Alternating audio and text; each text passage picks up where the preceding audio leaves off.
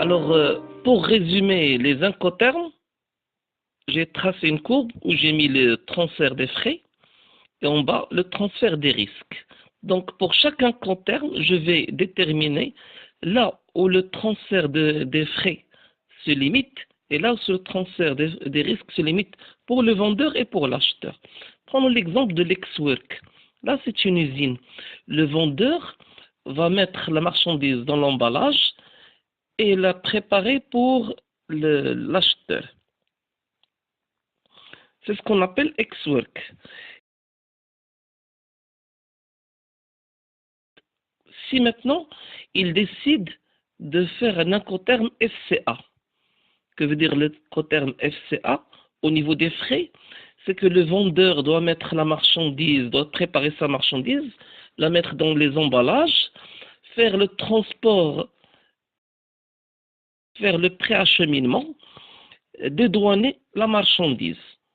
Au niveau de transfert des risques, il est responsable, le vendeur est responsable de la marchandise jusqu'à sa livraison à l'acheteur après le dédouanement de la marchandise.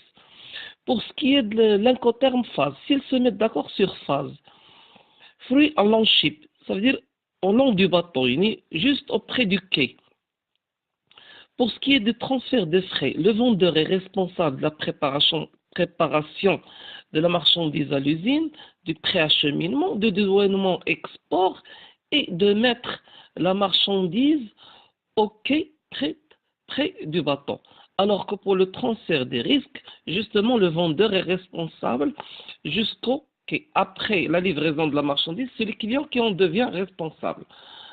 Maintenant, s'ils se mettent d'accord sur FOB, Free on Board, ça veut dire le vendeur est responsable de toutes ces opérations jusqu'à la mise de la marchandise au bateau. La même chose pour les risques, il est responsable jusqu'à la mise de la marchandise au bateau. Après, c'est le client qui en est responsable. Maintenant, au FOB, si on ajoute les frais, c'est-à-dire les frais de transport, ça devient CFR. Cette fois-ci, le vendeur est responsable des frais de préparation de la marchandise, préacheminement, dédouanement, export, phase, mise à FOB et fret, alors que ces risques, les risques pour lui, la marchandise, il va la mettre au bateau, il va payer les frais, mais il ne sera pas responsable des risques encourus au bateau. Il ne sera pas responsable des avaries. C'est l'acheteur qui sera responsable des avaries. La même chose pour CIF. CIF, CFR, on va lui ajouter l'assurance, ça va nous donner CIF. Le vendeur est responsable de la marchandise jusqu'au port d'embarquement. Il va lui payer les frais de transport, les frais et l'assurance. Mais sa responsabilité est limitée au port d'embarquement. Si par hasard il arrive des avaries au cours de transport de la marchandise, c'est le client qui sera responsable.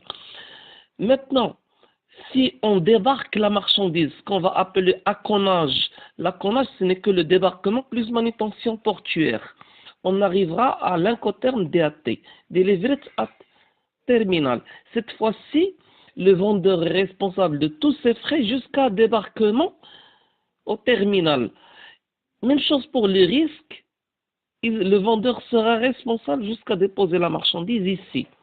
Pour ce qui est de DAP, Delivered at Place, c'est le DAT, on va lui ajouter le post-acheminement.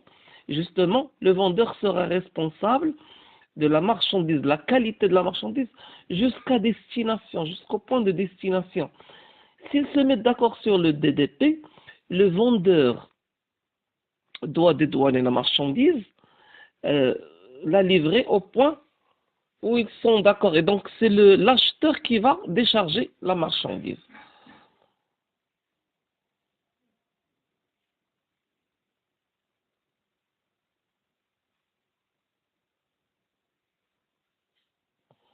Pour ce qui est de l'incoterm CPT et CIP, c'est la même chose. Donc que tout à l'heure, sauf que cette fois-ci, CPT est multimodal. Ça veut dire multimodal, on va accepter le transport aérien, maritime, routier et des chemins de fer. Et dans ce cas, c'est pas comme tout à l'heure. Tout à l'heure, c'était exclusivement maritime. Et donc, CPT, si on lui ajoute l'assurance, ça nous donnerait CIP. Et là, on a 11 incoterms. Merci à vous et à la prochaine séance.